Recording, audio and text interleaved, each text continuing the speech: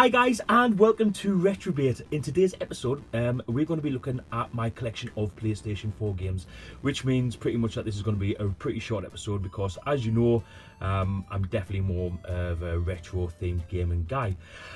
In today's episode, luckily for you guys, we have some eye candy today, and that's my wife Louise. She's going to be doing the really important job of handing me the games to show to you. So, you know, someone's got to do it. Everyone's got to earn their crust around these parts, haven't they? Do you know what I mean? So, yeah, let's just crack straight on with it, yeah. So the first game that we've got here, guys, is Blood and Truth. You're going to notice that quite a few of these games are VR, and I really enjoy the VR. I think it's been fantastic to have, especially during lockdown. The early days of lockdown, we were using it to go on roller coaster rides and stuff like that via YouTube, which is really good. If you haven't tried it, definitely give it a shot. It's definitely getting better. It used to be just rubbish, but it's definitely getting better now. I agree. So I've been live streaming some of this Blood and Truth recently. You might have seen it. I've been doing it during the day. Because obviously I've got a lack of stuff to do during the day at the minute. But as you can see, the screenshots on the back, it's an absolutely beautiful game. It's a really good story. Sometimes the storyline does go on a little bit and you're kind of like itching to get into some action. So yeah, again, a fantastic game, and I paid less than 20 quid for that. And up to now I've probably been on it about 2 or 3 hours, and we're still going strong, so there's plenty of content there. The next one, I mean, is there many people that haven't got this game of like people who are my age? Grand Theft Auto 5, which was the most expensive game ever to manufacture, to program or whatever.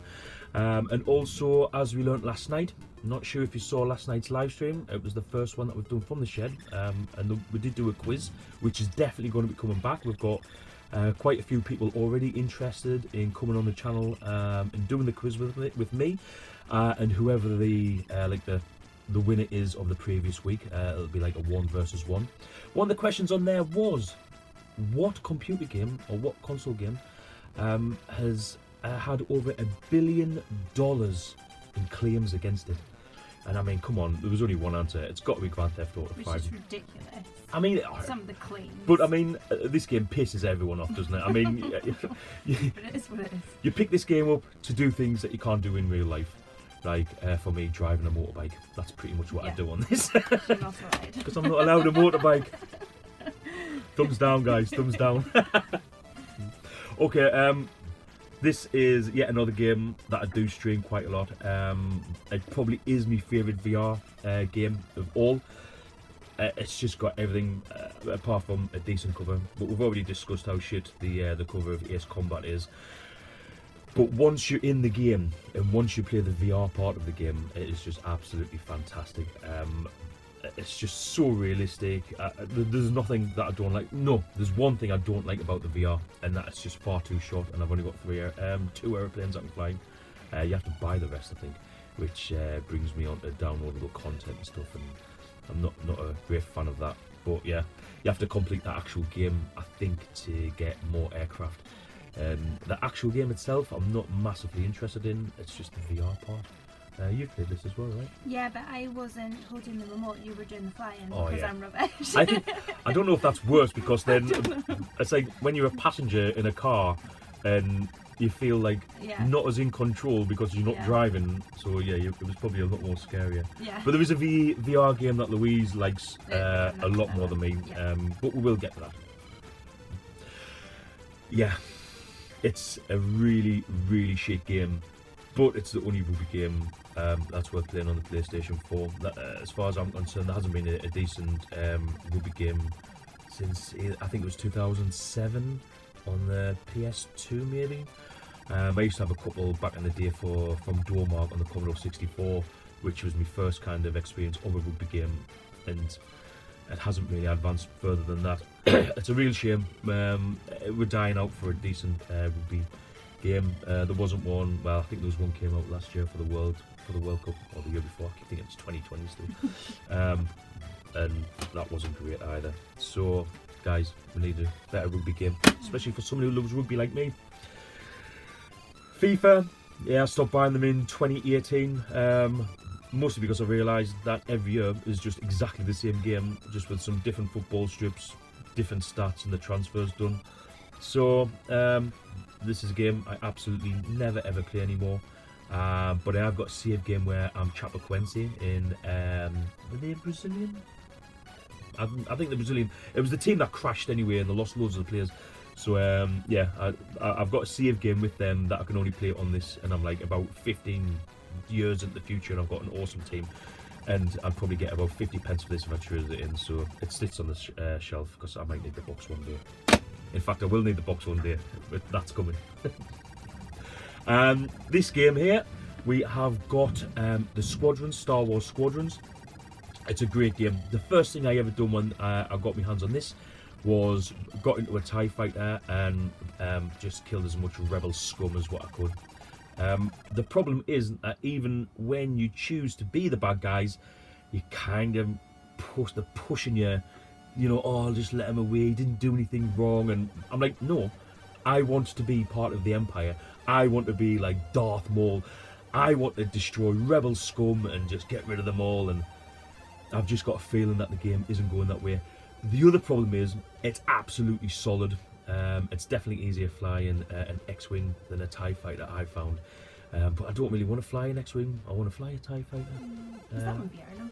Yeah, this is VR. Yeah, I got this game for a great price. I think I paid less than 20 quid again, which at the time was brilliant because it hadn't been out very long. And that was from Sean French. So Sean, if you're watching, thanks again, mate, for that. But that's going to take a lot more practice. No, guys. Guess if you can see if you can guess what game this is. This is the game that you guys might know the story of, where I absolutely shit myself when the window was left open, had the headset on, the curtain touched my face. I took the VR off and there was nobody there, just a cat looking at us. You actually got a fright as well, didn't you? I went upstairs and I was like, I don't know if I'm playing that game again. I was like, I had a bit of an episode downstairs. Like, it wasn't until the next day we figured out it was because the window was open. That's why the curtain moved. But at the time, I was absolutely shitting myself. That's not why the game's destroyed. That's down to me mother-in-law's dog, who decided that he was going to try and eat it. Luckily, as much as he did enjoy the front cover and some of the plastic, I mean, that is going to hurt coming out the other end, that. Yeah. I've had some pretty horrific times in the toilet, but nothing compares to how much that must hurt. Luckily, though, the disc was saved. Yeah. I managed 5 minutes of that game because I found it just too scary. Absolutely. But I've just found out last night on the live stream that there's a Resident Evil 8 coming out, and it will be released on the PS4, and it's supposed to be VR. However, instead of being set in Raccoon City or the police station or the mansion or anything that a real Resident Evil fan like me would want to play, it's going to be set in some shit-kicking town in the middle of nowhere in the arse end of America somewhere, just the usual, or maybe Africa, I don't know. Maybe it'll be a bit like that Fallout game. Is it Fallout? No, Pass. what's the one with that boy called? The one that I watched you playing.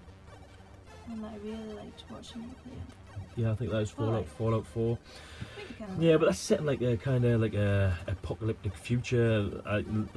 Anyway, it's a new Resident Evil game, which I look forward to, of course, but I can't help but be disappointed that I'm not in Raccoon City, because like that's what I want. So I think you should do this one, Louise, because you play this 99% of the time. I think I've played it about 2 or 3 times. It is good. This is Eagle Flight on the VR, and all you have to do is move your head from side to side, and you have to do different challenges. Some of them are really difficult, actually.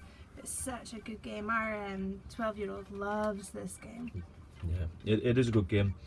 Unfortunately, most of the kids can't play it because you've got to be 12 years or over to use the VR. I know a lot of people don't adhere to that rule, but when you see how much stuff our kids destroy, I want them on that headset as little as possible. Yeah, for sure. But it's such a good game. Such a good game. Yeah, you always have fun. I love it. Yeah, really like it. You actually feel like you're flying, like you're actually a bird. It's amazing. It's great. VR is awesome. Yes, it is. A game you can't play in VR, but I wish you could, is Fallout 4. This is a game that I mentioned a couple of weeks ago that I'd absolutely love to complete one day. It's just massive, and even being unemployed, I still haven't got time to play this game. So I just don't know. I'm thinking retirement, maybe like 20 years time, I might finally get to play and complete this game. VR wise, it's a shame that they couldn't bring out pardon me, it's a shame that they couldn't bring out Fallout 3 in VR and port to the PS4. That would have done for me. Fallout 4, fantastic game. If I'm sure you've already played it. I really enjoyed watching that game, like I said before. It's a good game story to watch. Yeah, it's a good story. Yeah. It is. It's a good story. Next, guys, we have Red Dead Redemption 2. This was a game that I couldn't play on my PS Pro for almost a year because as soon as I turned it on, it just completely overheated and turned off. Basically, that's how long it took me to strip open the PSP Pro again and change the what's it called? Change the thermal paste inside so that the CPU can cool down and dissipate the heat better. So by the time I did eventually get to play it again, it was one of them where I hadn't played it for quite a while, and I was maybe like an hour or two in, so I'm going to have to start all over again because I haven't got a clue what the controls are. It's a right bummer when that happens. Just Cause was the last game that happened to me on, and I never ever went back to that either, which is a shame. But from what I have played, it's absolutely fantastic. I can see why people compare it to Grand Theft Auto because it is like that open world sort of thing, like you know, but it is storyline driven as well at the same time. Excellent game though, definitely one I'll be keeping to play. Guys, this is going to be getting live streamed soon. Doom, but for the VR. I'm sure everyone's played Doom. Fantastic games. I think I first played Doom on a PC in the mid-90s. I'm sure it was around about then. I'm just getting it for the PlayStation 1 from Cybersnake J in absolutely mint condition. Put it on the other day for me and the boy. He really wanted to play it. After about 2 minutes, he was absolutely done in because it is a hard game to go back to, and especially all the control system. This on the VR, you can actually use the aim controller. Now I was thinking about getting rid of the aim controller because I was having problems with it the other day, but I opened it up and there was just like one of the cables was a bit loose on the battery, so I'm thinking it was maybe like powered up and then not powered up, and I kept losing connectivity. Anyway, that's sorted now, so this, yeah, well, I will do, but I think I'll definitely give it a go on this because I've only played it with the was it the controller before, and I definitely want to try it with the aim controller. Now, oh goodness, this is a game I love. Everybody's Golf. I think was it on the PlayStation, maybe in PS1 or PS2. Can't remember now. So I thought, yeah, I'm gonna see what it's like. You do the swing, you have the like the wand in your hand and everything like that. But it must have took me, would you say a day? yeah, To hit my first ever ball. just to hit it. Like, yeah, it took a day. So I don't know what I'm doing wrong. I don't know why I'm so shit at it. I might even go as far to say I'm better at golf in real life than what I am on this. And I am shit at golf. Like the last time I ever played golf, I think I had about 6 golf clubs, and the rest of the golf bag was packed with cans of beer, and we just walked around getting pissed. But that was when I was in the army, and you'd get away with doing shit like that. Nowadays you've got to wait until you get the 19th hole right before you start getting pissed up. But yeah, it's a beautiful game, and it is a game that I'd really, really want to try and just be able to do something with. Otherwise, that's going. This is a good game. Yeah, this is one of the first ever PlayStation VR games that I got. Rush of Blood, you're on like a ghost train. Yeah. And it's like an interactive ghost train where there's like loads of like shooting galleries and stuff like that, loads of bonuses. Yeah, this was like pretty much my introduction to VR, and it was a really good It was introduction. one of our first games with VR, wasn't it? Yeah, and it's like super cheap. And it's really good. really easy. I'm not very good at shooting games, and I can even shoot things in that. So quite easy. This is, I think, the only racing game I've got for the PlayStation. Again, it's a VR game. It's absolutely fantastic. I don't play this enough. I actually know I have got another racing game, but that's a digital download on the system, and that is Wipeout. Which, if you don't have nausea or travel sickness, I didn't feel play it, that. I didn't feel it that bad. Like, I didn't, and I think that game is more hardcore than this. Yeah. On this one, I have had it a little bit. One of the biggest selling points for me is the realism of the driving. The Isle of Skye is probably like 70 miles away from us in Inverness, and the part of the road on the way there, we go over the Isle of Skye bridge. That is actually a racetrack on this game, and I drove that road quite a number of times, and I can honestly say it is absolutely spot on. The turns in the road, the actual bridge, the only difference is there's a turn instead of a roundabout, which, I mean, you're not going to drive around roundabouts on a racing game, are you? Let's be honest. So it's just, they've done such a quality job. Obviously, I don't know the other tracks because they're all over the world, but that one that I live so close to, I can definitely say that this is a really good likeness for driving that road. And I probably used to drive about them speeds as well in the van. I'm not far off it. This one, guys, Tekken 7. The VR is hugely disappointing. You can't play the game in VR. It's just like a 1 versus 1 in VR. And even then, I can't remember, but I'm pretty sure you were like in a virtual reality environment, still controlling your player. You weren't actually the player, although you might have been able to do that. But I lost interest very fast on this game, and in fact, I'm going to put that in a different pile because that's going.